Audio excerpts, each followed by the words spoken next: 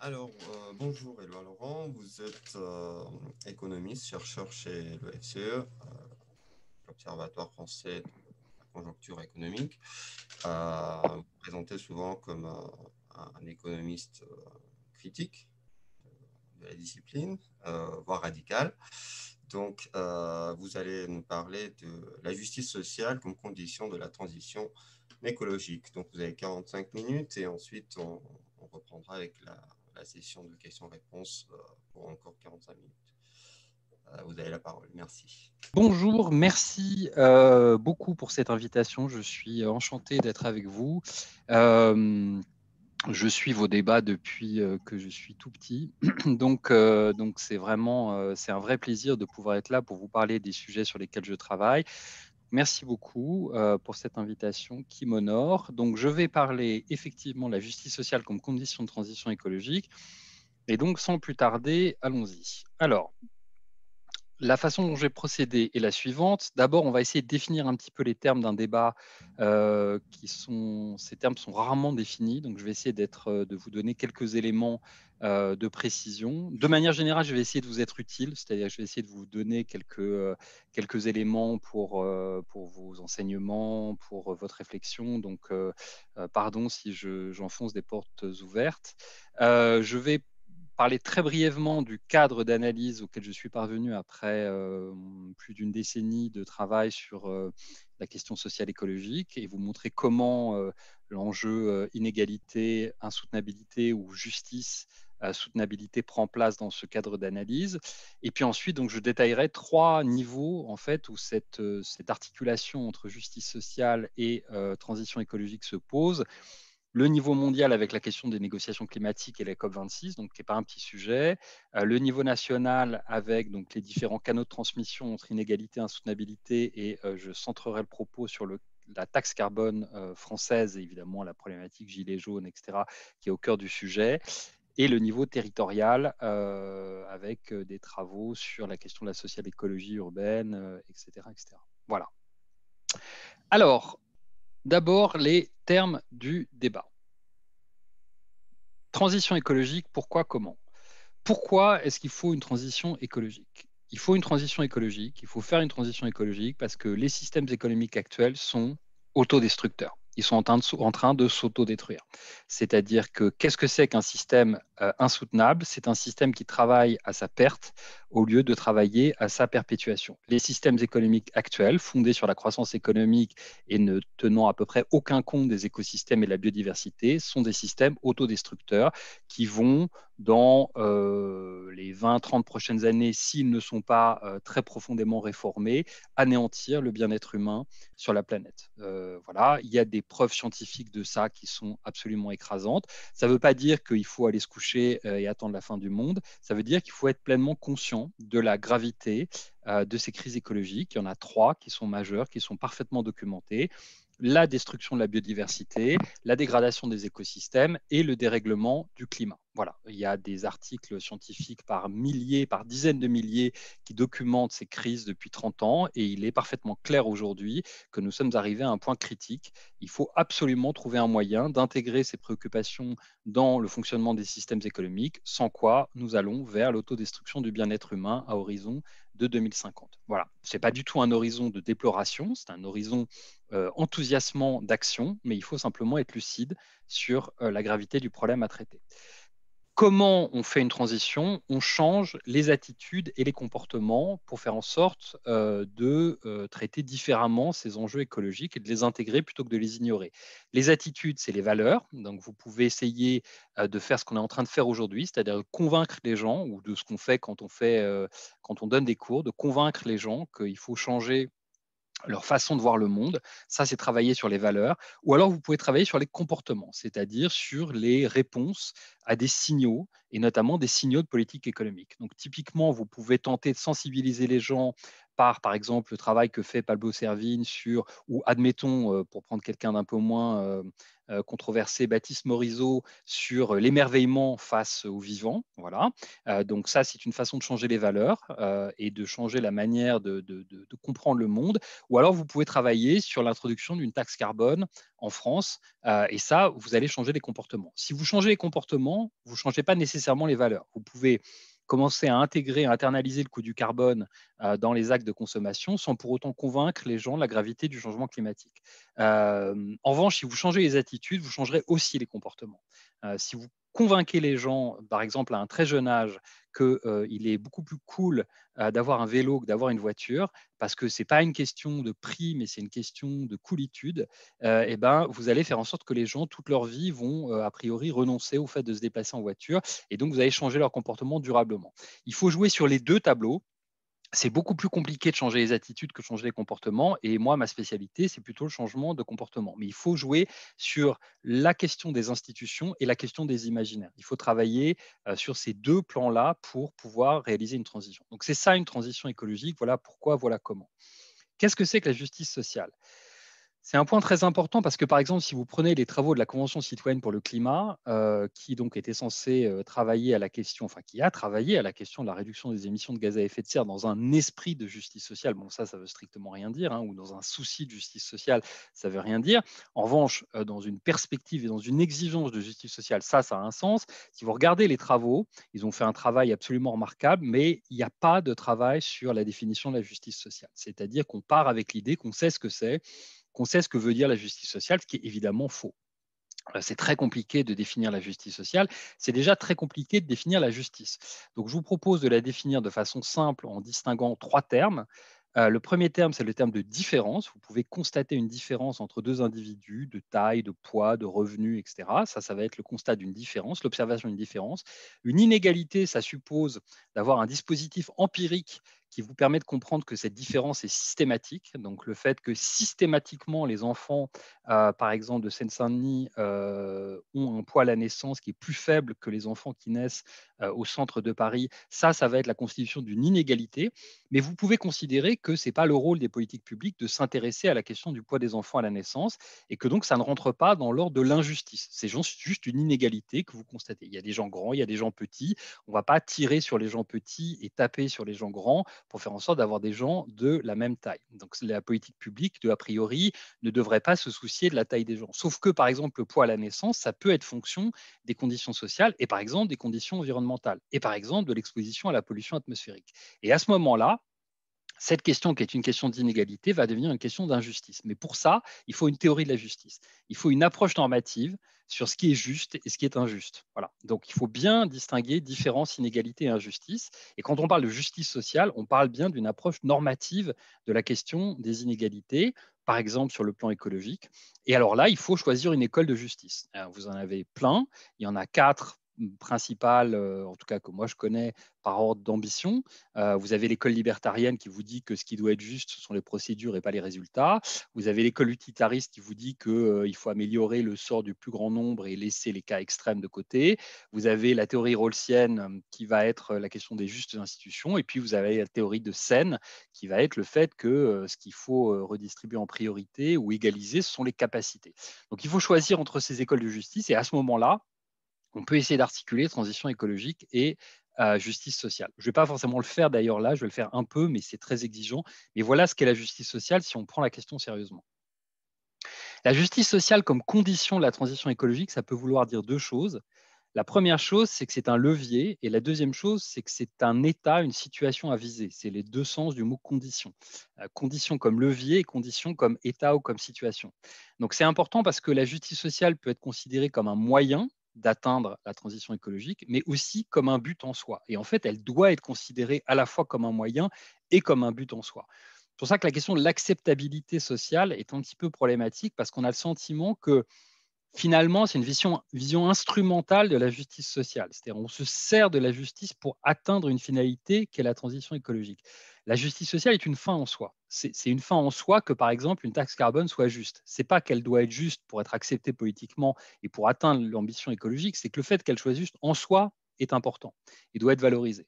Donc, j'essaierai de montrer ces deux aspects de l'idée justice sociale comme condition.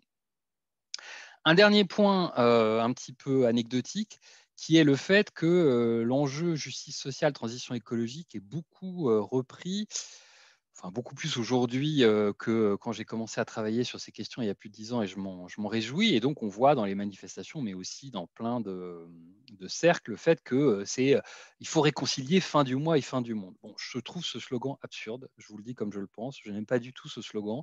D'abord, les difficultés sociales et les difficultés financières des ménages les plus vulnérables, elles ne commencent pas à la fin du mois, elles commencent au milieu du mois. Donc déjà, l'idée de fin du mois comme résumer les difficultés sociales des gens par l'idée de la fin du mois, déjà, c'est une mauvaise façon de poser le problème. Quand vous avez des problèmes financiers, c'est au milieu du mois que les choses commencent, si ce n'est au début du mois. Et ensuite, fin du monde, non, ce n'est pas du tout le problème de la fin du monde. Ce n'est pas du tout la question de savoir si le monde va s'effondrer. La question est de savoir si l'hospitalité de la planète Terre pour les humains va pouvoir être préservée. Le monde en tant que tel va nous survivre, il n'y a aucun doute là-dessus, pendant des milliards d'années, jusqu'à ce que le Soleil s'éteigne. Donc, on a encore de la marge. Et la vie sur Terre est remarquablement résiliente, y compris est capable de revenir, la vie est capable de revenir à la vie très facilement une fois qu'elle est débarrassée d'un prédateur insupportable qui est l'être humain. Donc, et la planète, et la vie, et la biosphère, et la Terre vont survivre. Donc, ce n'est pas du tout la question de savoir si le monde va finir, c'est plutôt la question de savoir si l'hospitalité de la planète va effectivement s'épuiser pour les humains, parce que c'est une planète très hospitalière, et c'est plutôt aussi la question de savoir si les conditions démocratiques ou les conditions de justice sociale de cette hospitalité planétaire vont s'épuiser. Donc, ce n'est pas du tout la question de la fin du monde. Voilà, c'était ma petite parenthèse. Les slogans des manifs, parfois, m'exaspèrent. Alors, le cadre d'analyse dans lequel, auquel je suis parvenu après cette plus que décennie de travail, c'est ce cadre-là, en fait, sur lequel je suis aujourd'hui, qui est donc le cas de la boucle sociale écologique. Ma préoccupation depuis un papier qui date de 2009, qui s'appelait Écologie et inégalité, que j'avais fait paraître dans la revue de l'OFCE, c'est d'articuler donc la question sociale et la question écologique. Et donc aujourd'hui, j'essaye donc d'enchasser, d'encastrer le cercle social et le cercle, disons, naturel, ou oui, voilà, le cercle des systèmes sociaux et le cercle des systèmes naturels dans cette boucle, donc que je préfère en fait au modèle de Rayworth sur l'économie du donut, parce que j'ai le sentiment que dans ce modèle, les cercles sociaux et enfin le cercle social et le cercle naturel s'ignorent puisqu'ils ne s'articulent. Donc j'ai essayé de travailler sur une représentation à la fois analytique et visuelle de l'articulation de ces cercles. Et donc voilà, je ne vais pas commenter ça parce que ça prendrait trop de temps, mais le point important, c'est qu'il y a deux nœuds en fait dans cette boucle sociale écologique. Le premier nœud, c'est le nœud qui articule la santé des écosystèmes à la santé humaine. Et le deuxième nœud, c'est le nœud qui articule la question de la justice sociale à la question des politiques de transition. Et en fait, c'est les deux nœuds essentiels, les deux nexus essentiels, le nœud pleine santé et le nœud justice soutenabilité. Voilà. Et aujourd'hui, je vais parler du nœud justice soutenabilité. Donc voilà comment ça prend place en fait dans le cadre général de mes travaux.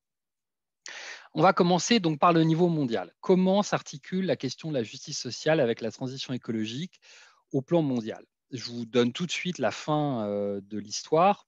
À mes yeux, les négociations climatiques sont bloquées, et elles sont bloquées parce qu'on n'a pas commencé la conversation sur la justice climatique. Vous ne trouverez, si vous lisez les accords de Paris, rien sur les critères d'équité qui viseraient à répartir les émissions de CO2 qu'il nous reste à faire d'ici à 2050 pour ne pas franchir des limites planétaires dangereuses pour l'humanité. Donc notamment les 2 degrés, puisqu'en fait les 1,5 degrés sont maintenant derrière nous. Ça ne fait à peu près aucun doute. Vous savez peut-être que l'année 2020 a vu un réchauffement qui est de l'ordre maintenant de 1,2 degré par rapport à la période pré-industrielle. Et les spécialistes du climat que je connais bien disent depuis maintenant un moment d'ailleurs que en fait on franchira 1,5 degré. La question c'est à combien on sera au-dessus et est-ce qu'on va réussir à ne pas franchir 2 degrés.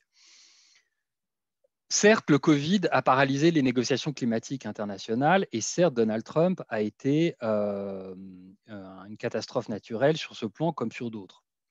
Mais il n'empêche que quand vous aurez dégelé la couche du Covid et dégelé la couche de Trump, vous trouverez une troisième couche de gel des négociations climatiques. En fait, on n'a pas avancé concrètement depuis les accords de Paris. Et donc, la COP26 qui a été décalée d'un an et qui va être organisée à la fin de l'année 2021 va poser un problème qui est qu'on est toujours bloqué. En fait, on n'a toujours pas compris comment avancer. Si vous regardez ce thermomètre qui est donc constitué par Climate Action Tracker, vous voyez un chiffre absolument stupéfiant qui est trop peu commenté à mes yeux, qui est la différence entre le fait de faire l'accord de Paris et de ne pas faire l'accord de Paris. Si vous faites l'accord de Paris, donc c'est la partie Pledges and Targets, d'accord, vous avez un réchauffement qui va être de 2,6 degrés Celsius à la fin du 21e siècle. Donc tous ces réchauffements, c'est des réchauffements à la fin du 21e siècle en comparaison à la période pré-industrielle. D'accord. Donc 2,6 degrés à la fin du 21e siècle. Si vous ne faites pas l'accord de Paris, vous aurez un réchauffement qui va être de 2,9 degrés à la fin du 21e siècle. C'est-à-dire que la différence entre le fait de faire l'accord de Paris, de tenir les engagements de Paris ou de ne pas les tenir, c'est la différence entre l'enfer et l'enfer. Ce que ça vous dit, c'est que l'accord de Paris est vide du point de vue de la substance. Il est très important parce qu'il fixe un objectif dans l'article 2, qui est qu'il faut maintenir la température entre 1,5 et 2 degrés. Et ça, c'est la première fois, et c'est le premier traité climatique universel qui fixe cet objectif-là, et c'est très important. Mais il est porteur d'un gigantesque paradoxe, qui est qu'on a construit l'accord de Paris à partir du principe des INDC, c'est-à-dire des contributions volontaires des États, que ensuite on additionne pour voir ce que ça donne en termes de baisse des températures. Et donc, on n'a pas du tout construit ça par rapport à une architecture qui est on prend l'article 2 et après on définit à partir de là des contributions. On a dit on prend des contributions volontaires puisqu'on voulait éviter l'échec de Copenhague et à ce moment-là, on les additionne pour voir ce que ça fait.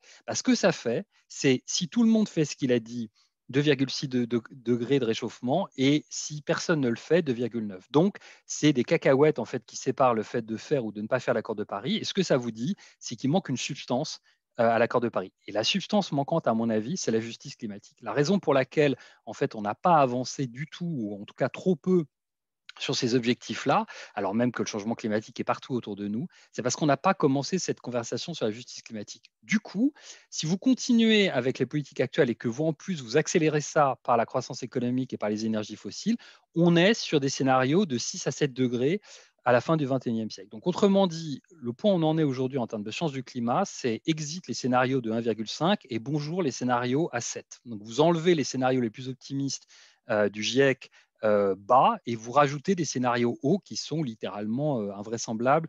Enfin, on ne sait même pas ce que ça peut vouloir dire d'avoir une planète à plus 6 ou 7 degrés. Parce que précisément, on n'a pas cette conversation.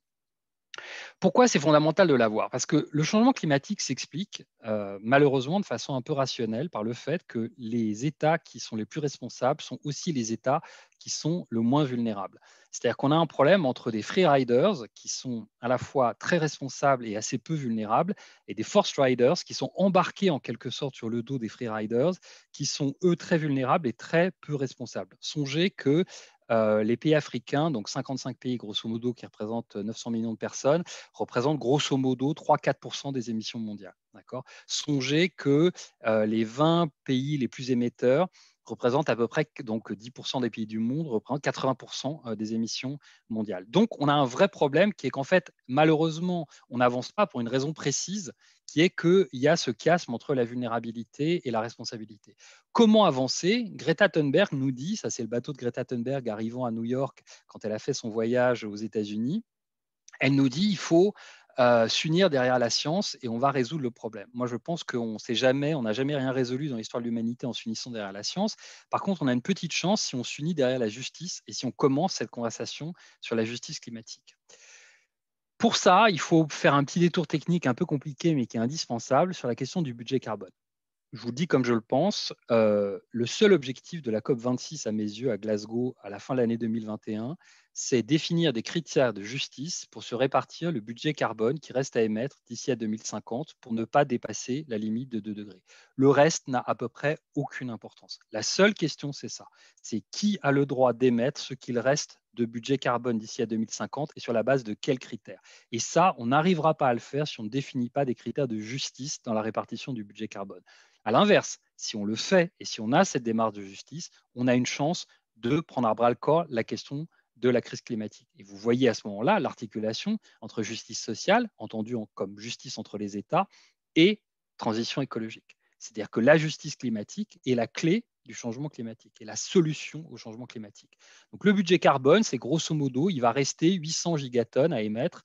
On peut discuter sur combien, ça dépend de la température que vous allez choisir. Si vous prenez 1,5 degré, il en reste plutôt 500. Si vous prenez 2 degrés, il en reste plutôt 1200. On prend quelque chose de moyen à 800 gigatonnes.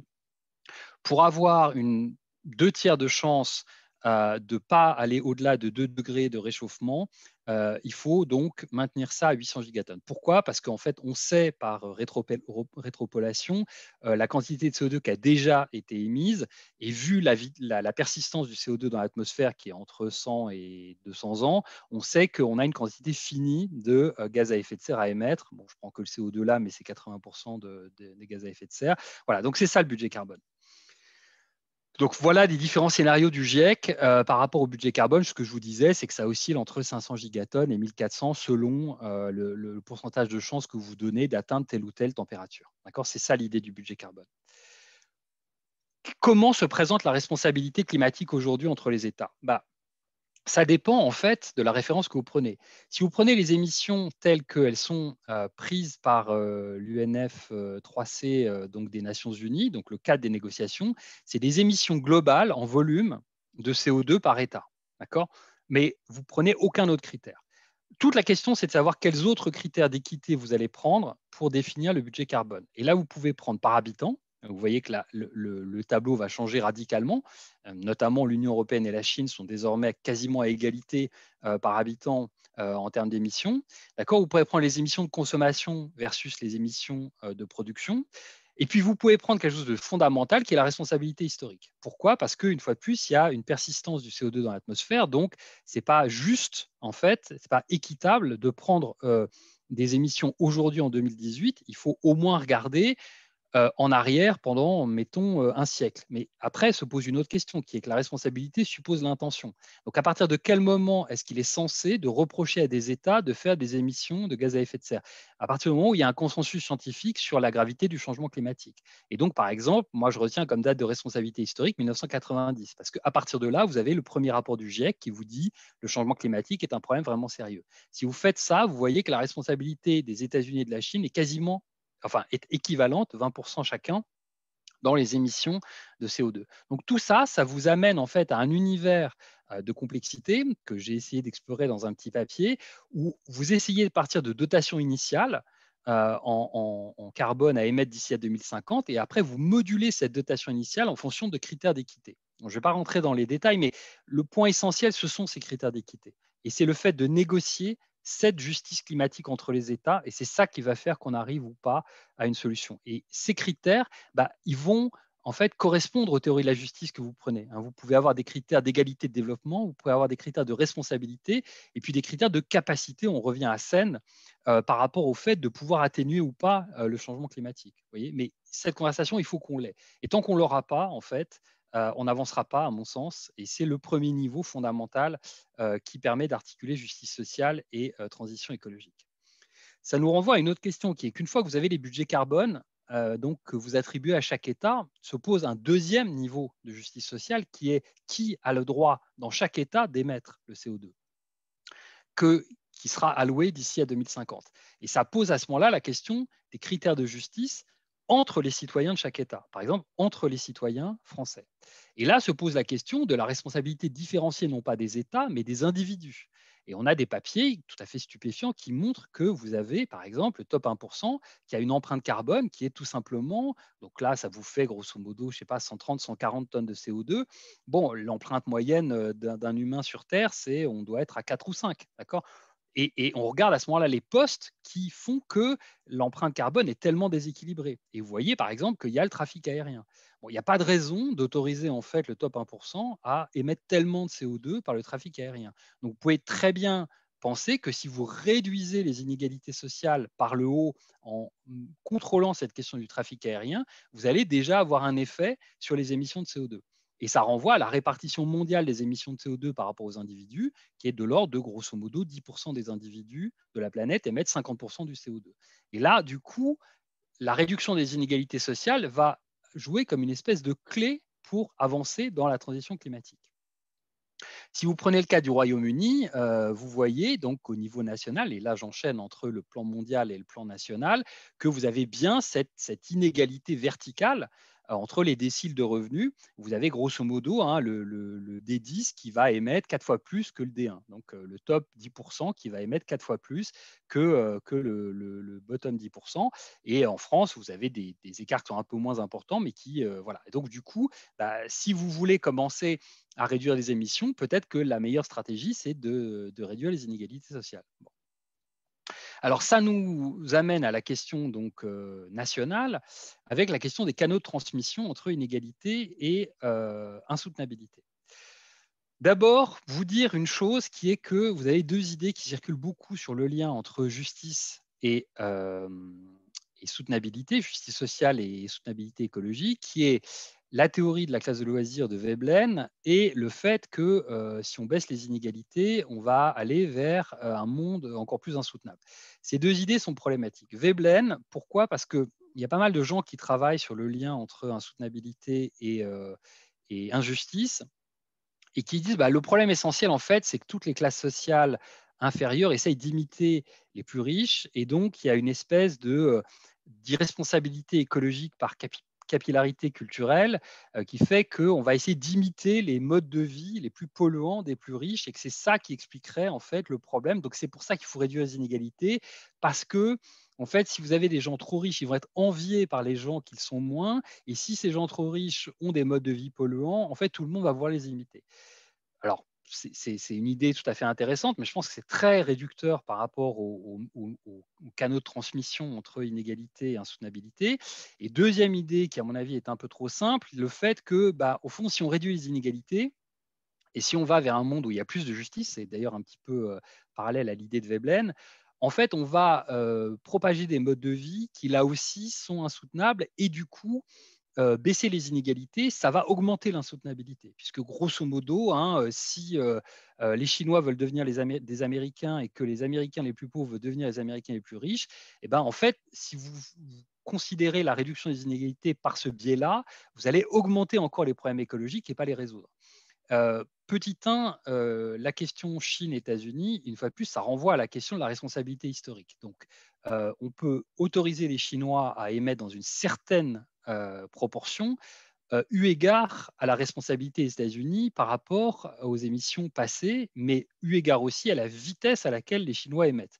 Donc, ce n'est pas parce qu'on autorise les Chinois à plus de budget carbone qu'on va nécessairement aller vers l'inégalité globale à partir du moment où on régule le budget carbone des Américains. Et deuxièmement, il y a deux manières de réduire les inégalités. Vous pouvez les réduire par le haut ou par le bas. Si vous les réduisez par le haut, vous pouvez, par exemple, commencer par le trafic aérien des plus riches. Si vous les réduisez par le bas et que vous faites une taxe carbone type celle que le gouvernement français a voulu faire, effectivement, vous aurez les gilets jaunes. Mais c'est une vraie question, la stratégie politique de réduction des inégalités. Et vous voyez que vous pouvez commencer par le haut plutôt que de commencer par le bas. Alors, rapidement ou pas trop rapidement, mais peut-être plus rapidement. Quels sont les canaux de transmission qui me semblent, moi, plus intéressants que simplement la question de l'imitation du mode de vie les plus riches à la Veblen? D'abord, je pense qu'on peut soutenir le fait que plus vous avez d'inégalités et plus la génération de revenus par la croissance économique, en fait, va être rendue nécessaire pour simplement faire en sorte que les classes sociales les moins favorisées puissent en capter une partie. Concrètement, si vous avez 3% de croissance aux États-Unis, mais que vous avez 95% qui est capté par le top 10%, du coup, il va vous falloir plus de croissance économique pour satisfaire aux besoins des gens qui sont dans la partie basse de la distribution, le bottom 90%. Donc, du coup, il va y avoir plus de croissance. Il se trouve que la croissance aujourd'hui, elle est dopée aux énergies fossiles. Donc, réduire les inégalités, en fait, ça permet baisser le besoin de croissance économique et donc, aujourd'hui, telle qu'est la croissance économique, de baisser la consommation des énergies fossiles, puisqu'il y a une corrélation quasiment parfaite entre le PIB et les émissions de CO2. Donc ça, c'est premier canal de transmission. Moins d'inégalités égale moins de croissance qui est destructrice pour l'environnement. Nécessaire.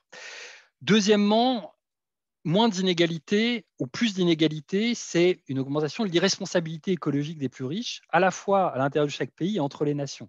Si vous mettez les déchets toxiques au centre du 7e arrondissement de Paris, a priori, les gens vont commencer à faire attention à la question des déchets. Si vous externalisez tout ça en Seine-Saint-Denis et que les gens les plus riches ne les voient pas, voilà, donc la question d'écart croissant entre à la fois pays et territoire à l'intérieur d'un pays va poser un problème dans l'externalisation des conséquences écologiques néfastes de comportements qui sont irresponsables. Et à l'inverse, quand vous avez moins d'inégalités sociales, ça va être moins facile d'externaliser en fait ces dommages. D'accord ? Vous pouvez voir ça aussi sur la question de l'eau, par exemple, la gestion de l'eau en Espagne. Vous avez d'un côté des régions qui deviennent quasi désertiques, mais de l'autre des complexes touristiques. Vous avez des très riches touristes qui utilisent l'eau à foison. Donc, réduire les inégalités, ça permet de réduire cette distance, en fait, et donc du coup de réduire le problème de l'irresponsabilité écologique. Réduire les inégalités, ça permet aussi d'améliorer la santé. Vous avez des travaux, notamment par Marmot, Wilkinson et Pickett, qui montrent qu'il y a un lien entre inégalité de revenus et santé. Et la santé, ça va être la clé de la résilience sociale écologique par rapport précisément au choc et par rapport donc à l'impact. Parce que quand vous avez des chocs écologiques, l'insoutenabilité, c'est une fonction entre l'exposition et la sensibilité. La vulnérabilité, par exemple, de la société française à un choc comme le Covid-19, c'est une fonction entre le fait qu'il y a une maladie infectieuse, mais qu'il y a aussi des sensibilités plus ou moins fortes. Plus vous avez d'inégalités, moins l'état de santé est bon. Donc, plus le choc va être fort. Donc, ça va jouer dans l'insoutenabilité écologique. Quatrième canal, le canal ostromien donc de Elinor Ostrom, qui est que les inégalités vont en fait déstabiliser les systèmes sociaux en les rendant moins aptes à pouvoir préserver efficacement à long terme les ressources naturelles. À l'inverse, Ostrom montre que les règles des bonnes institutions qui permettent de préserver les ressources naturelles de façon durable sont fondées sur la réciprocité et sur la justice. Donc, ça va être un canal qui va jouer aussi. Et enfin, et c'est le canal que je vais explorer plus en détail et de façon un peu empirique, les inégalités vont réduire donc la fameuse acceptabilité politique ou acceptabilité sociale des préoccupations environnementales et la capacité que vont avoir les politiques publiques à compenser socialement les effets potentiellement régressifs des politiques environnementales. Et ça, c'est vraiment le cas de la taxe carbone française. D'accord ? Donc, je vais centrer l'argument là-dessus maintenant. D'abord, très vite, le profil d'émissions de gaz à effet de serre de la France. Le problème majeur de la France, c'est les transports en termes d'émissions. Donc, si vous voulez faire une baisse des émissions de gaz à effet de serre aujourd'hui en France et faire une vraie transition climatique, il faut s'attaquer à ça. Et dans les transports, c'est 90% du transport routier. Donc, c'est des émissions diffuses par opposition aux émissions centralisées qui sont prises en compte par le UETS, par exemple, le marché du carbone européen. Et ces émissions diffuses, vous n'allez pas facilement pouvoir les atteindre par soit les marchés du carbone qui visent des émissions centralisées. Vous avez très peu d'acteurs sur le marché du carbone européen, donc les marchés de pollution type cap and trade. Et la réglementation, vous risquez un effet rebond à la Jevons, c'est-à-dire que vous allez faire des standards, par exemple, pour les véhicules automobiles, mais du coup, parce que vous avez amélioré la qualité technologique de vos véhicules automobiles, les gens vont en consommer plus. Donc, c'est le principe de l'effet rebond. Et donc, en fait, l'instrument fiscal est vraiment efficace pour traiter le problème majeur des émissions de gaz à effet de serre en France. Et c'est pour ça que la Convention citoyenne pour le climat, pour le coup, a raté l'objectif, parce qu'elle n'a pas voulu engager le chantier de la taxe carbone. Or, à mon avis, c'est l'instrument essentiel, si ce n'est clé, pour traiter la question des émissions de CO2 en France. Mais effectivement, il faut qu'il soit juste socialement, parce que sinon, là, il est clair que vous allez avoir des révoltes sociales écologiques type les Gilets jaunes. Alors, est-ce que c'est possible de le faire? Oui, c'est possible de le faire, d'avoir une fiscalité environnementale qui soit socialement juste, mais déjà, il faut prendre la mesure du fait qu'en France, on fait exactement le contraire de ce qu'on devrait du point de vue de la fiscalité environnementale. Nos subventions aux énergies fossiles sont très importantes et elles sont en augmentation. Donc, non seulement on n'a pas vraiment enfin, on a un prix du carbone, mais qui est limité, mais il faut s'interroger, il faut retrancher à ce prix du carbone, si on veut évaluer ses effets sur les comportements, les subventions.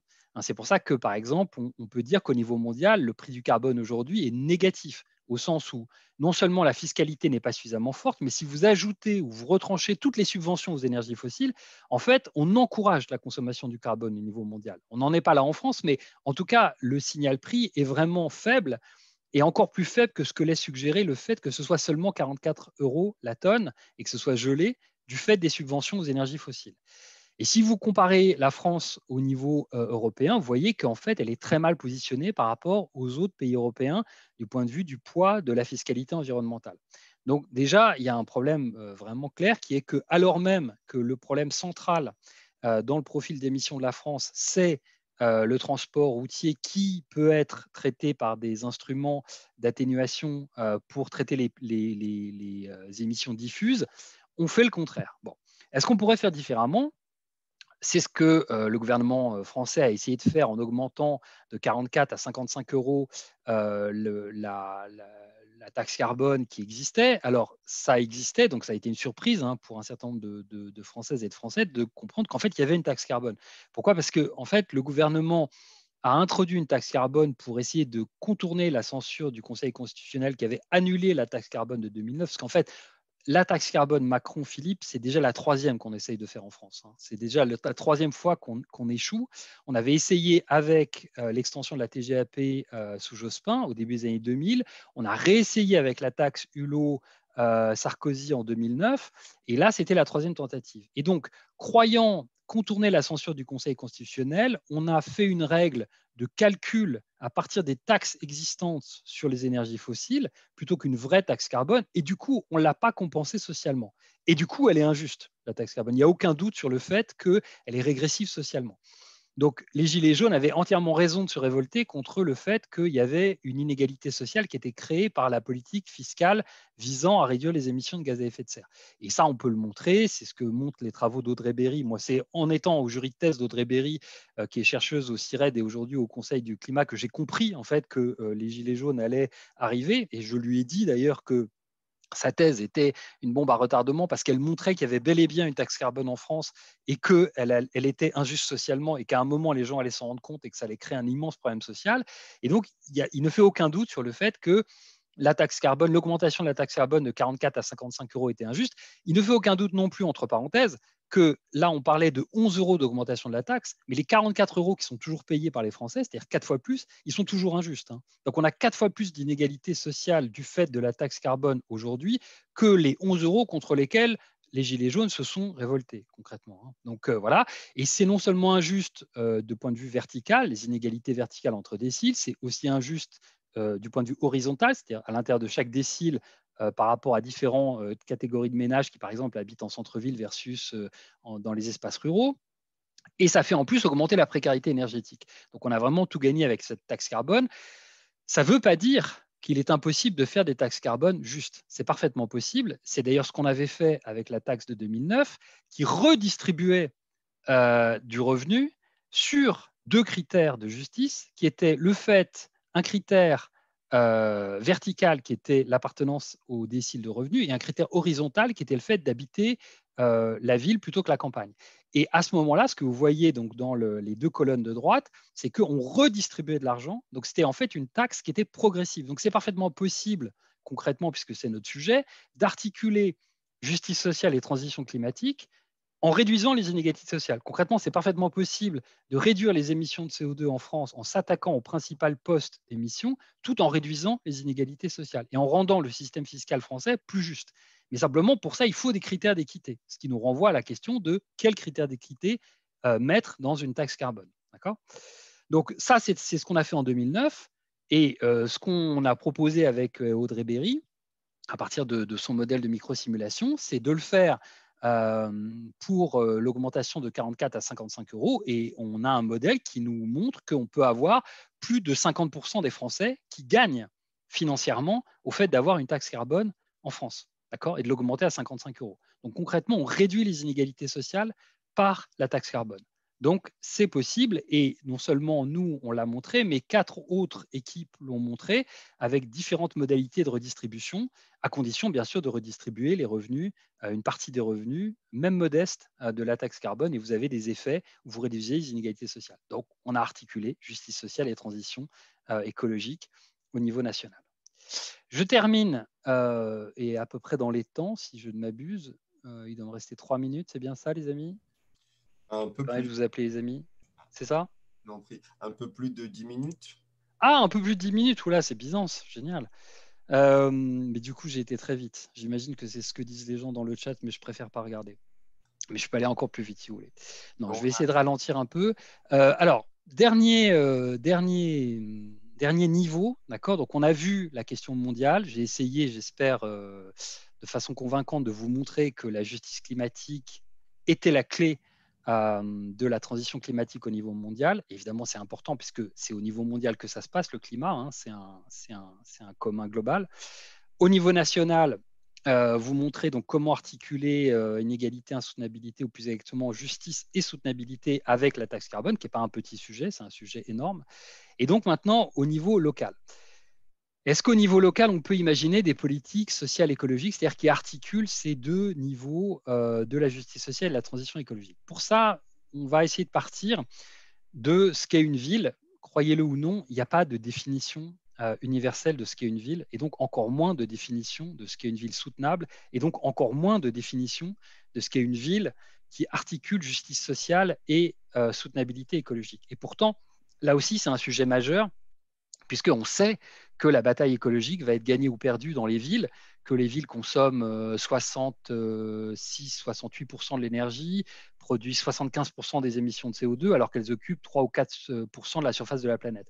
Donc c'est là que ça va jouer dans ces espaces hyper concentrés qui concentrent aujourd'hui plus de 50% de l'humanité. Il y a une date essentielle à retenir dans notre modernité qui est 2007. Pourquoi 2007? Parce qu'en 2007, vous avez pour la première fois dans l'histoire de l'humanité plus de gens qui habitent dans les villes que de gens qui habitent en dehors. Donc, la civilisation urbaine, c'est une réalité incontournable et ça l'est aussi pour la transition écologique. Donc, mais il n'y a pas de définition d'une ville et il n'y a pas de définition d'une ville soutenable. Alors, essayons de définir une ville à partir de 4 disciplines différentes. Une ville, c'est d'abord un espace fonctionnel. Si vous prenez la définition de l'INSEE de ce qu'est un espace urbain, il y a 2 critères qui sont la taille, le nombre d'habitants, et la densité, la continuité du bâti. Donc, la géographie vous dit qu'une ville, c'est un espace fonctionnel, donc c'est une ville intégrée. Et là, déjà, vous avez des questions sociales écologiques qui se posent sur la façon dont, par exemple, une ville compacte peut être aussi une ville écologique, mais à l'inverse aussi peut créer des inégalités sociales fortes avec le phénomène de la ségrégation. Une ville, c'est aussi, du point de vue de l'économie, une agglomération au sens de la nouvelle économie géographique, donc une agglomération de richesses, de talents, etc. etc. Mais du coup, ça pose le problème, par exemple, de l'étalement urbain. C'est-à-dire que si on agglomère et qu'on a des systèmes métropolitains comme aujourd'hui en France, bah, du coup, vous allez avoir une périphérie. Et par exemple, vous allez avoir des déplacements type mobilité pendulaire entre le centre et la périphérie. Donc, vous allez avoir des problèmes écologiques qui vont se poser et aussi des problèmes sociaux, par exemple liés à la pollution de l'air, du fait de cette mobilité pendulaire. Vous avez ensuite une ville sociale qui est définie plus par la sociologie, qui est donc le fait qu'une ville, c'est avant tout de la confiance, de la coopération, de la sociabilité, des liens sociaux. Et puis, vous avez évidemment une ville écologique, qui est une ville à la fois qui a un impact écologique au sein de ses frontières et en dehors, et qui est vulnérable au choc écologique. C'est un peu le syndrome de Lisbonne au sens du tremblement de terre de Lisbonne de 1755. Aujourd'hui, on se rend compte avec le Covid que quand vous agglomérez des gens dans des espaces qui sont relativement denses, ça peut être des bombes à retardement quand vous avez par exemple des infections virales. Et c'est vrai aussi pour la question des canicules, c'est vrai aussi pour plein de problèmes écologiques comme les inondations, etc. Donc en fait, ce que j'ai essayé moi de travailler, c'est cette question de la social écologie urbaine, c'est-à-dire d'articuler au niveau des villes, prenant en compte ces 4 villes différentes, des politiques qui articulent justice sociale et transition écologique, et donc sur le mode coopératif. Et là, il y a un vrai sujet qui est comment on fait la transition écologique et la justice sociale comme condition de la transition écologique, condition comme état, situation, c'est-à-dire le fait qu'il faut que les politiques urbaines qui soient conduites le soient de façon juste en impliquant les citoyens. Et là, vous avez vraiment deux modèles qui sont radicalement différents de transition écologique. Vous en avez une où vous avez la soi-disant Smart City, où vous mettez des capteurs partout et au bout du bout, vous n'avez plus d'habitants, mais vous avez simplement des capteurs et des ombres dont on enregistre les mouvements pour rentabiliser, optimiser l'espace urbain.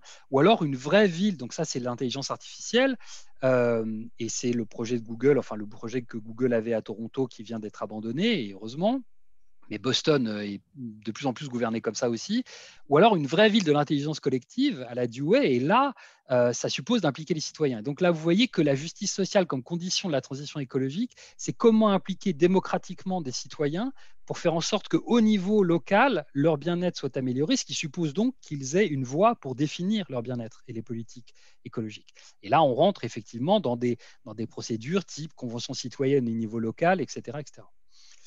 Donc, je vais m'arrêter, vous en faites pas. Donc, juste vous montrer donc, une petite représentation stylisée de ces différentes villes et des points de contact entre ces différentes villes. Vous avez ça dans le numéro Écologie, inégalité de la revue de l'OFCE, dans le papier que j'ai fait. Et pour terminer, donc, ce serait quoi, si on prend ces quatre villes différentes, ce serait quoi une politique de transition sociale écologique au niveau urbain qui articule justice sociale et transition écologique? Bah, ce serait ces quatre axes-là. Voilà, donc il y aurait un axe, par exemple, mobilité, environnement, santé, où la mobilité induite par la métropolisation serait comprise comme créant des problèmes écologiques qui, en retour, créent des problèmes sociaux, typiquement la pollution de l'air. Donc il faut s'attaquer à ça. La question des inégalités environnementales, hein, qui subit la pollution, qui subit le bruit, par exemple à Paris, c'est absolument pas homogène sur le plan de la répartition spatiale. La question de la qualité de vie, comment améliorer le bien-être des habitants en les écoutant et en leur demandant de définir eux-mêmes les indicateurs de bien-être qui doivent évaluer les politiques publiques qui sont mises en place au niveau urbain. Et puis la question de l'atténuation et de l'adaptation au choc écologique. Voilà. Donc voilà une façon pour le niveau local d'articuler justice sociale et transition écologique. Voilà, j'en ai fini. Merci beaucoup de votre attention. Je vais poser un peu les questions des participants en désordre. Je vais commencer avec la première question sur la taxe carbone 2009. Comment elle avait été distribuée? Est-ce que c'est la question de B. Medina qui nous demande comment cette taxe avait été distribuée? Est-ce qu'elle avait une finalité? Est-ce qu'une finalité avait été prévue pour la taxe carbone? Répétez-moi les choses de façon synthétique, excusez-moi. Si la taxe carbone 2009 avait été distribuée, si elle avait une finalité, une destination. Comment Si elle elle avait avait été été distribuée. pardon. Ah, redistribuer. Oui, bien sûr, oui, c'est ça. Le but, c'était de redistribuer une partie des revenus. Ouais, oui, tout à fait, oui. D'accord. Pour Et précisément faire de la compensation sociale via un chèque énergie. Donc concrètement, prendre une partie des revenus pour les redistribuer aux ménages sur une base sociale. Donc l'idée, ce n'était pas d'exonérer en fait les ménages, parce que si vous exonérez les ménages de taxes carbone, vous ne changez pas les comportements. Donc il ne faut pas exonérer les gens, il faut les compenser. Et donc vous leur faites payer dans un premier temps la taxe, ensuite vous collectez, donc tout le monde la paye, mais au prorata de ses émissions de CO2, d'accord? Donc les riches vont payer beaucoup plus que les plus pauvres concrètement, et ensuite vous récupérez une partie des revenus pour les redistribuer aux ménages les plus vulnérables sur des critères d'équité. D'accord? d'accord, ok, parfait. Une question sur vous avez dit que le Conseil constitutionnel avait retoqué une taxe carbone. Une question justement de Françoise Bollier. Pourquoi la taxe carbone initiale a-t-elle été rejetée par le Conseil constitutionnel? Alors c'est compliqué. D'abord, ça a été une vraie surprise parce que grosso modo, mais les membres du Conseil constitutionnel sont des petits coquins. Donc, ils ont grosso modo fait ça la veille de l'entrée en vigueur. Je crois qu'ils ont fait ça le 30 décembre. Enfin, c'était un truc assez cruel. Et la raison principale, c'est rupture d'égalité devant la charge publique. Donc, la raison principale, c'est que la Constitution française consacre un principe fondamental qui est l'égalité des citoyens devant la charge publique, qui date même de la Déclaration des droits de l'homme et du citoyen, et que donc il faut que les taxes n'induisent pas de rupture d'égalité. Et en fait, il y avait un problème majeur qui était que les émissions sur le marché du carbone européen, le UETS, qui était déjà en vigueur, déjà en place en fait en 2009, puisqu'il a été créé en 2005 à la suite des accords de Kyoto. En fait, les émissions des entreprises qui étaient sur ce marché étaient grosso modo, les permis étaient gratuits. Et donc, c'était équivalent au fait d'avoir une taxe nulle. Et donc, par rapport au fait de faire payer des ménages une taxe positive, on a considéré que c'était une rupture d'égalité devant la charge publique. Et en plus, la taxe carbone de 2009 prévoyait des exonérations pour un certain nombre de secteurs qui étaient considérés aussi comme une rupture d'égalité devant la charge publique. Voilà. Et donc, du coup, le gouvernement Macron-Philippe en a déduit que ce n'était pas une bonne idée de faire une taxe carbone qui soit attaquable en fait juridiquement et qui ne passe pas l'étape du Conseil constitutionnel, et donc a décidé d'utiliser les dispositifs existants pour échapper à cette censure, mais du coup sans compensation sociale. Parce que la compensation sociale aurait peut-être pu faire l'objet d'une censure, nouvelle censure devant le Conseil constitutionnel pour rupture d'égalité devant la charge publique. Et comme la TGAP, l'extension de la TGAP de 2000-2001 avait aussi été retoquée par le Conseil constitutionnel sur le même fondement, ils se sont dit il faut absolument qu'on évite ça. Voilà. Donc en fait, c'est l'histoire de comment éviter l'échec précédent qui a conduit à un nouvel échec, qui est que c'était totalement injuste socialement. Voilà. Et donc, du coup, qui a mis le feu aux poudres sur la question des Gilets jaunes. Mais Gilets jaunes, passionnant. Gilets jaunes, pour moi, première révolte sociale écologique de l'histoire contemporaine. Première révolte où vraiment on articule la question sociale à la question écologique. Après, c'est devenu une révolte générale contre la fiscalité. En fait, ça a commencé comme une révolte contre les prix du carburant. Ensuite, vu l'importance de la fiscalité sur les carburants, c'est devenu une révolte contre la fiscalité des carburants. Et ensuite, c'est devenu une révolte contre la fiscalité carbone, ce qui, là, pour le coup, était une erreur, puisque la fiscalité carbone pèse quasiment rien par rapport à la fiscalité sur les carburants en général. Mais du coup, c'est bien ça qui est apparu. Et alors, on en a déduit en France et à travers le monde que c'est bien le signe que les politiques environnementales sont injustes par nature. Non, elles ne sont pas injustes par nature. Elles sont injustes par architecture. Elles sont justes ou injustes par architecture. Elles ne sont pas injustes par nature. Merci. Une question d'Arthur Dessau. Vous avez commencé votre présentation en faisant la distinction entre le changement dans les comportements et le changement dans les valeurs. Mais est-ce que poser le problème dans cette distinction valeur-comportement, est-ce que ça n'est pas aller dans le sens de certains acteurs politiques qui mettent l'accent sur les comportements individuels en occultant le poids de grosses industries polluantes? Alors, je ne crois pas que faire la distinction, ce soit faire le jeu de ceux qui disent que c'est des problèmes de comportement individuel.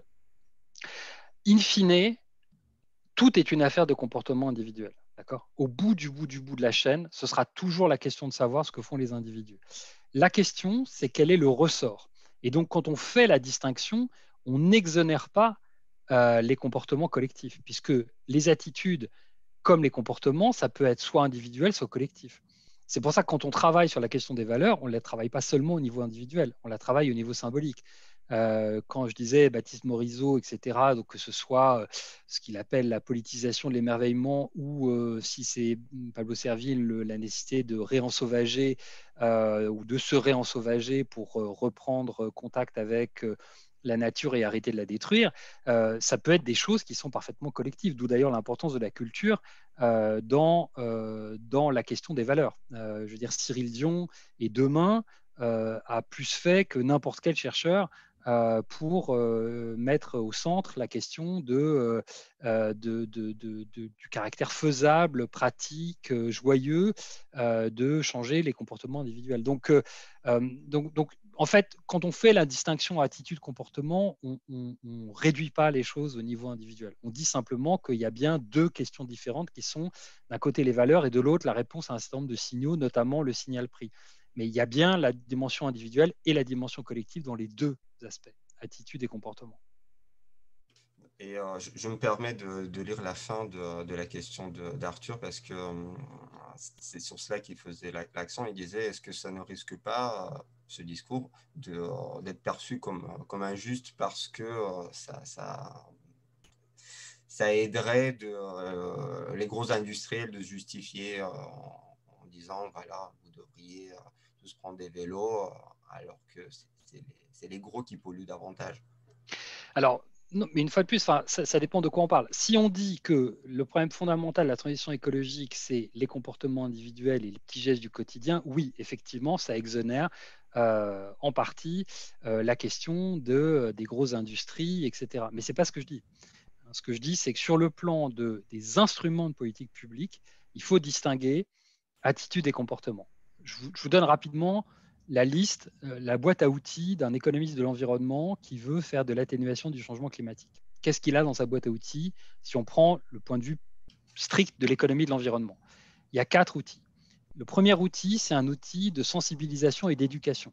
Là, vous allez jouer sur les attitudes. C'est-à-dire que c'est, à mon avis, un levier essentiel et trop peu exploité, et notamment via la culture, etc., qui est comment vous changez les imaginaires et comment vous changez les valeurs. D'accord?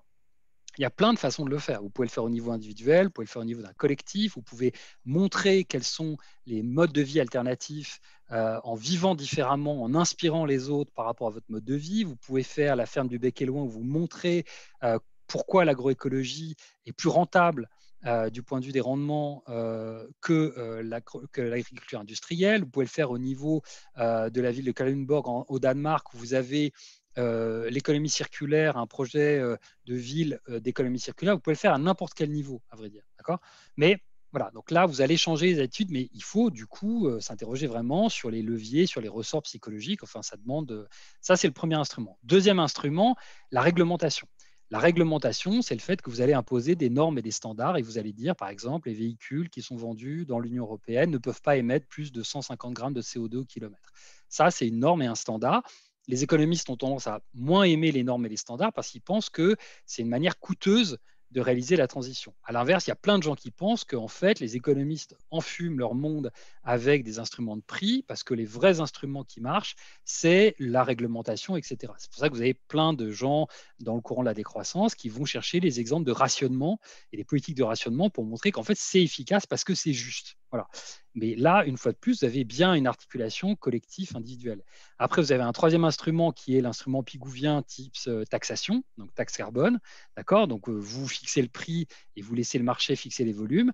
Et après, vous avez un quatrième instrument qui sont les marchés de droits à polluer type à la cause, où vous fixez les quantités, le cap, vous laissez les entreprises échanger le trade et le marché va fixer le prix. Donc, vous fixez les quantités, le marché va fixer le prix. Sur ces 4 instruments-là, la question fondamentale, c'est est-ce que oui ou non, vous prenez en compte les instruments, les enjeux de justice. Voilà. Mais une fois de plus, ça ne. Voilà. Enfin, bref, je ne sais pas si j'ai répondu à la question, c'est un Oui, peu je long. pense Pardon. que c'était très clair, merci. Une question de Marianne Fishman. Tout à l'heure, on a parlé avec Mme Larère dans la conférence précédente, on a parlé du débat. On s'est posé la question comment habiter le monde. On s'est posé la question du care.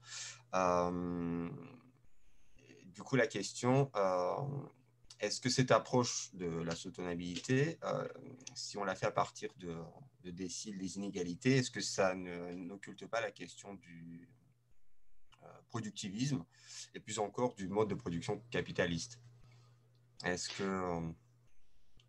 Enfin, l'approche que j'ai proposée là, elle va beaucoup plus loin que simplement la question des déciles de revenus. J'ai pris la question des déciles de revenus sur la question des inégalités verticales, mais ça va beaucoup plus loin que ça. Est-ce que ça élude la question du capitalisme? Oui et non. C'est-à-dire que la question, c'est qu'est-ce qu'on change? Moi, par exemple, je travaille beaucoup pour revenir au cadre d'analyse générale de ce propos sur la question du dépassement des indicateurs de croissance par les indicateurs de bien-être. On peut dire ah oui, mais c'est la poursuite du capitalisme et donc en fait, vous ne changez rien. de fondamental, on peut dire qu'en fait, ça change tout et que c'est complètement révolutionnaire et que c'est plus révolutionnaire que certaines réformes du capitalisme. Que si on avait un capitalisme, par exemple, qui était centré sur des indicateurs de bien-être, ça changerait fondamentalement les choses. De même que si on avait des instruments de politique publique qui étaient systématiquement compensés socialement par rapport à l'inégalité de revenus, ce ne serait pas du tout le même capitalisme. En fait, le problème du débat sur le capitalisme, c'est que le capitalisme, ça n'existe pas, en fait. Il y a des capitalismes dans le temps et dans l'espace, et il y a des moyens très différents de faire du capitalisme. Voilà. Vous pouvez faire du capitalisme à la Trump, vous pouvez faire du capitalisme finlandais, et si vous faites du capitalisme finlandais ou suédois aujourd'hui, vous pouvez avoir des taxes carbone à 150 € la tonne de CO2, des émissions qui baissent, des inégalités sociales qui sont contenues, une société qui est beaucoup plus juste que la société française, beaucoup plus démocratique que la société française et beaucoup plus avancée sur le plan de la soutenabilité environnementale que la société française. Et pourtant, elle reste capitaliste. Merci. Euh, une question de Rémi Janin. La taxe carbone 2009, elle prévoyait des compensations, contrairement à la taxe Macron pardon, dans une logique progressive. Mais ces compensations n'ont-elles pas été prises en compte puisque le projet a été abandonné, perçu comme régressif socialement, comme si les compensations n'étaient pas prises en compte par les citoyens, seulement les coûts? Comment prendre en compte la rationalité ou plus globalement les représentations des acteurs pour favoriser l'acceptabilité de cette taxe? Ah oui, j'ai toujours le partage d'écran. Ah bah oui, il faut me dire. Vous venez de le lancer en fait. Mais... Je viens de lancer le partage d'écran. Je ne comprends pas. Il y a une question qui me dit, est-ce que je peux arrêter le partage d'écran pour voir les visages? Là, on voit votre visage. Ok, d'accord. Parce que jusqu'à présent, vous ne voyez pas mon visage. D'accord. Oui, on Pas voyait grave. les graphiques, c'est vrai, oui. Vrai. Ah oui, d'accord, ok. Oui, d'accord. Du coup, est-ce que... Non, parce que ce qu'il faut bien comprendre, c'est que la taxe Macron-Philippe n'avait pas de compensation sociale. Donc, elle n'a pas été perçue comme injuste. Enfin, je ne comprends pas la question. La question a l'air de dire que Que la taxe il n'y a pas de rationalité des citoyens. Bon, je ne sais pas. Je n'ai pas compris la question. comment prendre en compte la rationalité et les représentations des acteurs pour favoriser l'acceptabilité de la taxe carbone? La rationalité, je ne sais pas ce que ça veut dire. La rationalité des acteurs, c'est un peu général, mais comment prendre en compte leurs demandes essentielles, en tout cas en France et dans beaucoup de pays, qui est que il faut que ce soit juste socialement, disons, pour dire les choses de façon simple, avec des définitions de la justice relativement simples, qui est que les plus pauvres ne doivent pas payer plus une taxe carbone que les plus riches. C'est plutôt l'inverse qui devrait être vrai et que donc ça suppose qu'elle soit plutôt progressive que régressive, ben, en introduisant des compensations sociales, en faisant en sorte que les taxes soient progressives et pas régressives. Et c'est possible de le faire, concrètement. Euh, merci. Une question plutôt optimiste. Est-ce que vous prenez en compte dans votre démonstration les possibilités futures de capture des émissions de carbone? Ça, c'est pas une question optimiste-pessimiste. Hein. C'est une question, est-ce que ça existe vraiment et est-ce que c'est fiable et est-ce que c'est convaincant? Alors, il y a deux sujets. Le premier sujet, c'est est-ce que le GIEC est trop optimiste en pariant sur des technologies de capture du carbone qui aujourd'hui ne sont pas, dont on n'a pas démontré l'efficacité? La réponse est oui. Le GIEC, en fait, et sur des scénarios désormais de neutralité carbone. Le problème de la neutralité carbone par rapport à la baisse des émissions, c'est que on prend en compte les puits naturels et les puits artificiels et qu'on compte sur l'absorption d'une partie des émissions qui serait donc en surabondance par rapport aux capacités d'absorption de la biosphère pour les faire absorber par des puits naturels et artificiels.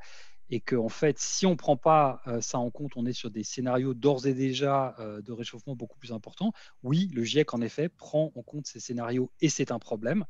Et pourquoi c'est un problème? Parce que c'est, à mon avis, une diversion, cette question de la neutralité carbone et des puits, par rapport aux vrais enjeux qui sont les enjeux d'atténuation et des instruments de l'atténuation.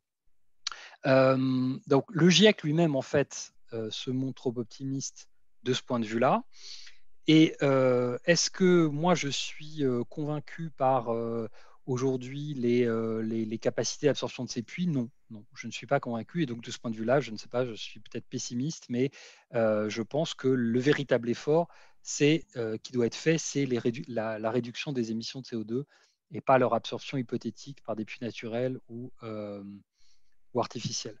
Donc, ces techniques de capture et de stockage de carbone, CCS, c'est pour l'instant un petit peu une diversion par rapport au vrai sujet qui est réduire les émissions à zéro le plus vite possible et donc sortir des énergies fossiles et donc être en 100% renouvelable à 2050. Une question d'Anne Châteauneuf-Malclé. Où en est le projet européen de taxe carbone aux frontières qui vise à limiter les fuites de carbone induites par les délocalisations des productions les plus émettrices des gaz à effet de serre? Alors ça, c'est une très bonne question. C'est une très bonne question parce que c'est un projet qui, il y a 10 ans, apparaissait complètement dans l'impasse et qui aujourd'hui est revenu sur la table. Et si vous regardez les propositions de la Convention citoyenne pour le climat dont j'ai parlé, autant ils ont refusé de traiter de la question de la taxe carbone nationale, ce qui, à mon avis, une fois de plus, est une erreur, autant ils parlent de la question de la taxe carbone aux frontières. Et j'ai des collègues ici à l'OFCE, notamment Paul Maillet, qui euh, montrent de façon assez stupéfiante qu'en fait, les effets redistributifs, enfin qu'une taxe carbone aux frontières pourrait être plus juste qu'une taxe carbone nationale, compte tenu de l'importance des émissions importées. Donc c'est tout à fait intéressant. Où ça en est, Van der Leyen a dit que ça ferait partie du Green Deal. Simplement, le problème, c'est que c'est très difficile d'aborder une négociation climatique qui se veut coopérative avec un revolver chargé sur la table. C'est-à-dire que soit vous êtes dans une logique où vous dites il faut un traité climatique substantiel qui donne de la vraie substance à l'accord de Paris, et pour ça, il faut coopérer. Soit vous dites, si jamais vous ne coopérez pas, on a une menace crédible qui est qu'on fait une taxe carbone aux frontières. Alors, on peut dire, bah, justement, l'un est la condition de l'autre, et en fond, on ne fait pas de bonnes négociations sans menace crédible. Moi, je pense que c'est un vrai souci si l'Union européenne dit on va faire une taxe carbone aux frontières avant même de commencer à négocier, où on agite cette menace, je pense que ça va compliquer les négociations. Puis après, il y a la question de la rétorsion. Il ne faut pas penser que vous allez faire une taxe carbone aux frontières, c'est-à-dire principalement payée par la Chine, hein, soyons clairs, et que la Chine va rester tranquillement assise sur son séant à payer votre taxe. Si vous faites une taxe carbone aux frontières sur les produits chinois en expliquant que c'est du carbone importé et que vous allez les taxer selon le différentiel des produits européens et que vous allez concrètement appliquer le prix de l'EUETS aux produits chinois, les Chinois vont faire des rétorsions commerciales. Et donc, on va s'engager dans une guerre du carbone.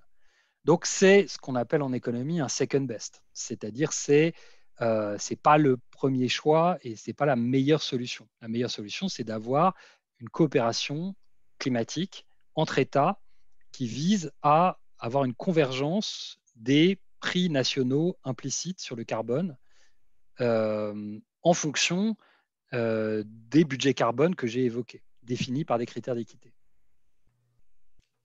Merci. Une question de Dominique Budin sur votre projet de taxe élaboré avec Audrey Berry. Comment pourrait-il être accepté par le Conseil constitutionnel sans le risque de rupture d'égalité?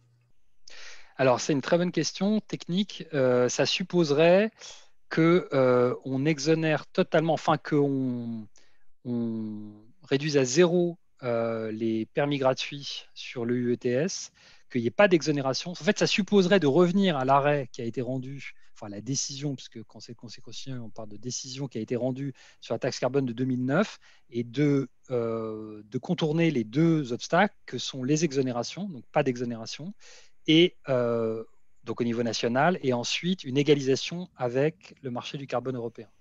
Donc ça suppose une réforme du marché du carbone européen concrètement pour éviter la censure. Mais c'est possible parce qu'en fait, on va réduire déjà beaucoup le nombre de permis gratuits, il y en a quasiment plus. Et après, à partir du moment où le prix du carbone repart sur des bases, alors il a été, je ne sais pas si vous connaissez un peu l'histoire du marché du carbone européen, mais il s'est effondré en fait deux fois avec des prix du CO2 qui sont devenus totalement dérisoires. Il est en train de reprendre du poil de la bête à la faveur de mécanismes de réforme et d'intervention en fait sur le marché quand le prix baisse trop. Et donc, on est en train de revenir sur les trajectoires qui seraient 25-30 euros la tonne. Donc, si on est à 25-30, on n'est pas si loin que ça des 44 ou 55, mais ça supposerait de faire payer aux entreprises françaises la différence. Donc, c'est un peu compliqué, mais c'est pas impossible.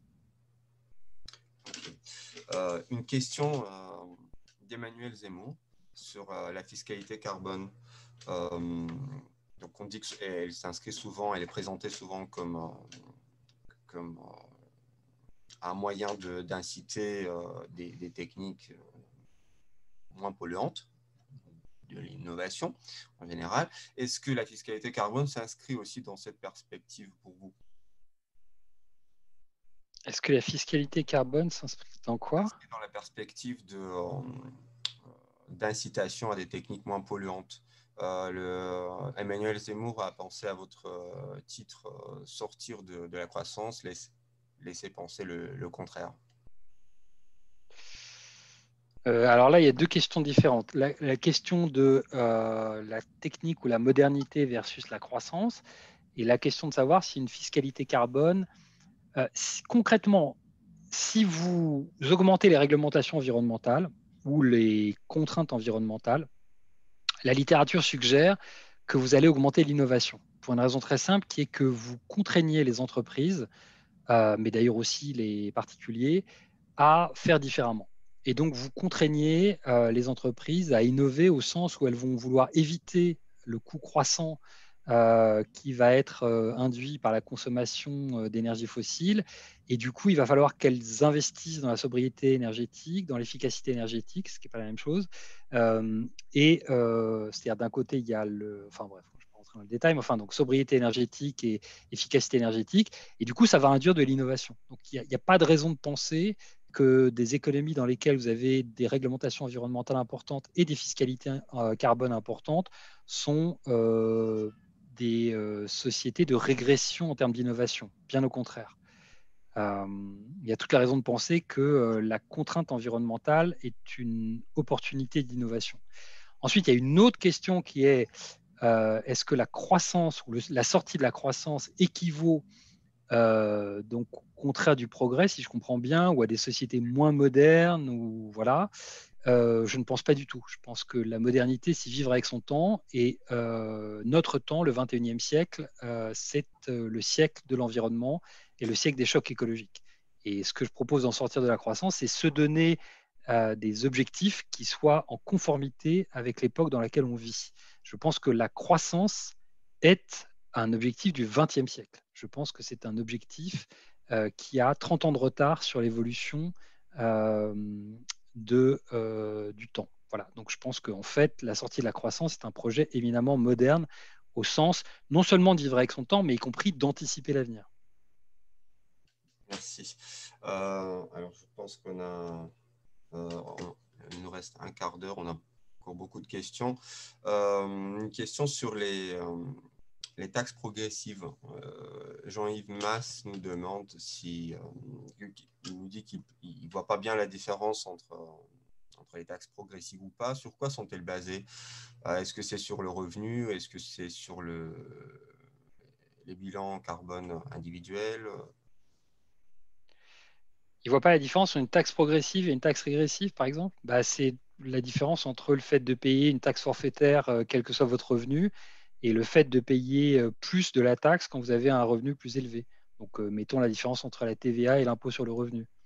Voilà. Donc, si je gagne 3 000 et que je paye 18% de TVA et que quelqu'un qui gagne 30 000 paye aussi 18% de TVA, du coup, ça va être forfaitaire. Et donc, si vous avez concrètement une taxe carbone, si vous avez une consommation d'énergie qui est 2,5 fois plus importante par rapport à votre budget quand vous êtes dans les 10% les plus pauvres par rapport aux 10% les plus riches, concrètement, vous allez avoir une taxe carbone qui peut être plus pénalisante pour les plus pauvres que pour les plus riches. Ouais, je pense que l'essence de la question, c'était sur est-ce que on ne regarde que nos revenus ou est-ce qu'on regarde notre consommation? Voilà, est-ce que avoir un revenu élevé suppose d'avoir une consommation élevée. Alors ça, c'est la différence entre deux types d'inégalités, qui sont les inégalités verticales et les inégalités horizontales. Quand vous faites une fiscalité carbone, et il faut bien prendre en compte les deux types de fiscalité, les deux types d'inégalités. C'est-à-dire que vous pouvez faire un critère qui est un critère de justice sociale par rapport aux inégalités verticales, c'est-à-dire que les déciles les plus élevés vont payer davantage la taxe, d'accord. euh, ou alors, vous pouvez considérer qu'à l'intérieur de chaque décile, vous pouvez avoir des inégalités qui sont telles qu'y compris, ça renverse les inégalités verticales. Par exemple, vous pouvez avoir des gens qui sont dans des déciles de revenus relativement élevés, mais qui vont du coup être plus pénalisés par la taxe que des gens qui sont dans des déciles plus faibles, si vous avez fait un critère en fonction du revenu, parce que leur usage, leur consommation fondée par exemple sur leur lieu d'habitation ou sur la modernité de leurs équipements va être en fait plus important. Donc introduire des critères d'équité horizontale permet de compenser en partie ces problèmes. Donc c'est pour ça qu'il faut bien prendre en compte la question des inégalités verticales et des inégalités horizontales euh, pour avoir des critères de justice sociale. Merci. Une question de la part de Raphaël Nankin. Vous disiez que la taxe carbone existante avant Macron était déjà injuste, celle-là 44 euros. Pourquoi considérez-vous comme injuste une taxe qui prévoyait pourtant des compensations pour les moins favorisés? Non, non, elle ne prévoyait pas de compensation. Il faut bien comprendre. Non, non, là je me suis mal fait comprendre, mais il y a trois taxes carbone dans l'histoire de France. D'accord. La première taxe carbone, c'est la taxe proposée par Lionel Jospin, qui était une extension de la taxe générale sur les activités polluantes à la question des émissions de CO2. Okay. Ça, c'était au début des années 2000. Elle a été retoquée par le Conseil constitutionnel, je ne rentre pas dans les détails. La deuxième proposition de taxe carbone, c'est la proposition de taxe carbone qui résulte du Grenelle de l'environnement, mis en place par Nicolas Sarkozy avec la collaboration active de Nicolas Hulot, et qui est, on va faire un instrument fiscal. Celle-là, elle prévoyait des compensations sociales. Prévoyait des compensations sociales sur la base du revenu et sur la base du lieu d'habitation. Donc celle-là, elle était juste socialement, mais elle a été retoquée par le Conseil constitutionnel à la fin de l'année 2009 pour des motifs de rupture d'égalité devant les charges publiques. Et la troisième taxe carbone dans l'histoire de France, elle a été introduite par le gouvernement Hollande et elle voulait être augmentée, enfin, le gouvernement Macron-Philippe voulait l'augmenter, d'accord. Et celle-là ne prévoit pas de compensation sociale, puisqu'elle voulait échapper à la censure du Conseil constitutionnel, et donc elle s'est présentée comme une nouvelle règle de calcul des fiscalités existantes sur les énergies fossiles. Donc non, avant Macron, il n'y avait pas de compensation sociale. Et il a voulu augmenter une taxe qui n'en prévoyait pas. Et c'est simplement que c'est devenu tellement visible, parce que là, on a commencé à compter en milliards d'euros, que les gens se sont rendus compte qu'en fait, il y avait une taxe carbone qui avait été introduite par le gouvernement Hollande, qu'ils la payaient sans le savoir et qu'elle était socialement injuste. D'accord. Okay. Est-ce que vous pourriez revenir, une question de la part de Cynthia Patrou, est-ce que vous pourriez revenir sur, je cite, les inégalités augmentent le besoin de croissance? Sur cette partie, c'était en début de votre... Alors, dans l'idée des canaux de transmission, est-ce qu'on peut montrer ou est-ce qu'on peut soutenir que plus d'inégalités va conduire à plus d'insoutenabilité écologique, un argument que je fais, c'est de dire, voilà, admettons que vous ayez besoin d'un revenu national, bon, appelons ça croissance ou pas, mais on ne va pas rentrer dans les différences, mais vous ayez besoin d'un revenu national à répartir entre les ménages, d'accord. Vous avez besoin de 100 à répartir entre les ménages. Si vous avez 100 à répartir, d'accord, appelons ça revenu national. Si 90 de ces 100 sont captés par les 10% les plus riches, ça veut dire que pour le reste, vous avez pour les 90% de la population, il ne va rester que 10. Ils vont vouloir plus de revenus national. Or, plus de revenus national aujourd'hui, compte tenu du mix énergétique mondial, je vous rappelle que 80% des énergies qui sont utilisées dans le monde aujourd'hui sont des énergies fossiles. 80%. Donc, si vous voulez savoir à quel point le système énergétique mondial est insoutenable aujourd'hui, Sachez que le mix énergétique mondial aujourd'hui, c'est 80% d'énergie fossile. Quand vous faites du revenu national en utilisant 80% d'énergie fossile, c'est moins en France, mais c'est néanmoins important, vous allez générer des émissions de CO2 et des destructions de la biosphère. Voilà. Donc, c'est ça mon argument. Et dans des sociétés où vous réduisez les inégalités, moi j'avais fait des petits calculs pour montrer que vous pouvez, en réduisant les inégalités de revenus, réduire les émissions de CO2. D'accord, merci. Alors, on a les participants qui reviennent sur le débat de justice sociale via la taxation par le bas, me semble-t-il, si j'ai bien compris le sens de la question. Puisque les inégalités de patrimoine sont bien plus considérables que les inégalités de revenus, la fiscalité, y compris environnementale, ne devrait-elle pas d'abord porter sur les patrimoines, sur le capital? Oui, oui, oui, c'est un bon point. Il y a quand même un petit rapport entre la taille du patrimoine et la taille du revenu, même si les inégalités de patrimoine sont plus importantes. Donc, il y a des raisons de penser que quand vous faites de la fiscalité sur les plus hauts revenus, vous en faites aussi indirectement sur les plus hauts patrimoines. Mais oui, oui, enfin, avec le problème qui est après la question du logement, hein, puisqu'on sait que vous avez des gens qui ont des patrimoines importants parce que, par exemple, ils sont propriétaires de leur logement, mais que pour autant, ils ont des revenus qui ne sont pas forcément importants. Donc, peut-être que si vous faites quelque chose sur le patrimoine, vous allez avoir des, des- des problèmes par rapport. Peut-être que le lien entre émissions de consommation est plus intuitif. Enfin, le niveau d'émission est plus intuitivement relié au revenu qu'au patrimoine. Voilà, c'est ça que je veux dire.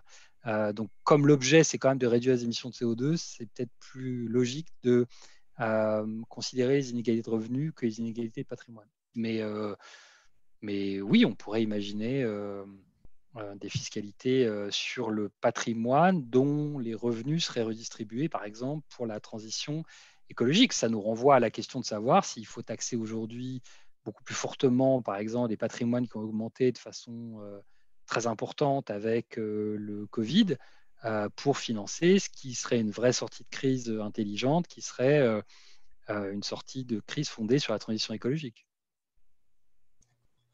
Merci. Xavier Saliaris nous demande votre avis sur les propositions de certains chercheurs d'accorder des quotas de CO2 aux ménages, y compris aux ménages, et donc ils pourraient négocier, échanger. Est-ce que ça pourrait être un facteur de baisse d'inégalité? Est-ce que ça pourrait être efficace? Alors, c'est une proposition qui existe en fait depuis longtemps. C'est initialement des chercheurs britanniques qui avaient proposé ça. Piketty a repris cette idée de la carte carbone, qui n'est rien d'autre que des quotas individuels de CO2. Donc, c'est la même proposition. Il y a un certain nombre de gens qui pensent que c'est la bonne façon de faire. Ça pose des problèmes de données disponibles, d'informations, de comment calculer ces quotas. Mais c'est une façon de répartir le budget carbone dont j'ai parlé. De toute façon, il faudra en passer par la définition de critères d'équité sur le budget carbone global et on en arrivera à un moment ou à un autre à un budget carbone français. D'ailleurs, il est dans la loi, hein, puisque dans les stratégies nationales bas carbone, il y a un budget carbone, mais simplement le budget carbone là est calculé par rapport à une trajectoire d'émissions choisie par la France. À mon avis, c'est plus logique de faire définir ce budget carbone au niveau mondial, une fois de plus par rapport à des critères d'équité par rapport aux autres pays qui participent au changement climatique, parce que c'est effectivement la question de l'accès de tous et de toutes à l'atmosphère comme bien commun. Et donc, on en déduira un budget carbone pour la France. On en déduira à un moment ou à un autre une quantité finie d'émissions que la France pourra émettre jusqu'en 2050. Si à ce moment-là, le gouvernement français décide que la bonne façon de rester dans les clous de ce budget carbone, c'est de faire des quotas individuels, ça peut être une solution. Moi, je pense que c'est une solution très compliquée sur le plan de la réalisation technique, par opposition à des outils qui existent, comme les taxes carbone, qu'on sait parfaitement faire et qu'on est capable de compenser socialement. Mais ça renvoie à la question de est-ce que les instruments de réglementation ne sont pas foncièrement plus justes que les instruments de prix? Et je pense que ce débat est souvent trop simplifié. Je pense qu'il ne faut pas négliger dans des économies de marché la puissance du signal de prix. Et à l'inverse, la difficulté bureaucratique des politiques de réglementation. Mais voilà, moi, je n'ai pas vu de projet convaincant aujourd'hui qui permette de comprendre ce que serait un budget, un quota individuel de carbone voilà, au niveau de la France. Je crois qu'il n'y a pas de proposition claire sur ce plan, mais ça renverra de toute façon à la question des critères d'équité, puisque évidemment, il est hors de question d'avoir des quotas individuels qui soient égaux. Il va bien falloir définir ces dotations de carbone sur des critères d'équité. Donc on n'échappera pas à la définition des critères d'équité dans la consommation du budget carbone. Merci. Une dernière question, il nous reste 4 minutes. On va essayer de clore le débat avec la question d'Aline Berhardi, une question un peu philosophique. Pensez-vous, comme Michel Aglietta, dans Capitalisme, le temps des ruptures, qu'il est vraiment possible de civiliser le capitalisme par la prise en compte d'une croissance inclusive et d'une démocratie participative? Alors non, parce que je ne crois pas du tout à l'idée de croissance inclusive. Je crois que la croissance définie par l'augmentation du PIB réel n'est pas inclusive par définition. Ça ne peut pas mesurer la justice, si inclusive veut dire ça, ni entre les générations, enfin ni à l'intérieur des générations, ni entre les générations. Donc le PIB est aveugle à la question de la justice, à la fois la justice sociale et la justice écologique intergénérationnelle. Donc, je ne pense pas que ce soit le moyen de civiliser le capitalisme. Est-ce que je pense qu'il faut civiliser le capitalisme, qui supposerait que le capitalisme est barbare? Je crois malheureusement que le capitalisme est très civilisé et que c'est une institution extrêmement civilisée au sens où elle a fait ses preuves dans la durée et avec une capacité de résilience qui est tout à fait stupéfiante. Donc c'est loin d'être barbare au sens où les Grecs appelaient les barbares, c'est-à-dire des gens qui ne sont pas capables de parler et d'articuler. Je crois que c'est une institution très très sophistiquée, le capitalisme. La vraie question qui est, est-ce qu'on peut sortir du capitalisme? Est-ce que c'est ça la solution? Bah, pour ça, il faudrait définir le capitalisme. Et le problème, c'est que cette définition est compliquée, comme je le disais. Et ensuite, définir ce que veut dire sortir du capitalisme. Et moi, je n'ai pas vu, ni chez Michel Aglietta, ni chez d'autres chercheurs, de définition convaincante, en tout cas à mes yeux, de ce que serait une sortie du capitalisme, mais précise. C'est-à-dire concrètement sortir de quoi et comment. Voilà. Et donc, du coup, je me dis qu'on est quand même extrêmement pris par le temps, non seulement là maintenant parce qu'il nous reste 3 minutes, mais parce qu'en tant qu'humanité, il nous reste grosso modo 30 ans pour changer nos systèmes économiques. Et je me dis que abandonner la croissance économique et euh, adopter des indicateurs de bien-être, à la fois de bien-être humain et de bien-être à long terme, avec comme articulation fondamentale la question de la santé, et peut-être plus opérationnel, opératoire. Mais c'est un vrai débat. Il y a des gens qui pensent au contraire que non, disant ça, je suis très exactement dans le système et je perpétue le système au lieu de vouloir en sortir. Et moi, je pense qu'au contraire, c'est complètement révolutionnaire et qu'une révolution qui n'aboutit jamais n'est pas révolutionnaire et que celle-là, on a plus de chances de la faire aboutir. Donc, c'est un vrai débat. Mais avant tout, ça reposera sur le fait de définir correctement le capitalisme et correctement la sortie du capitalisme. Merci beaucoup, Éloi Laurent. C'était Merci à vous.